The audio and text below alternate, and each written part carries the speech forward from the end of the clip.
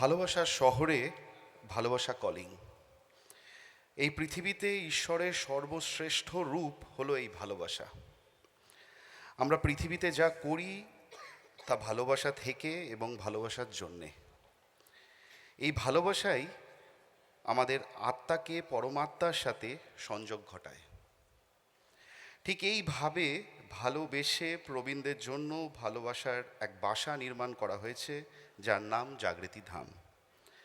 আপনারা যারা জাগৃতি ধাম গেছেন বা আগামী দিনে যাবেন সময় পেলে, দেখবেন প্রত্যেকটি কণায় ভালোবাসা লুকিয়ে আছে বা ফুটে আছে।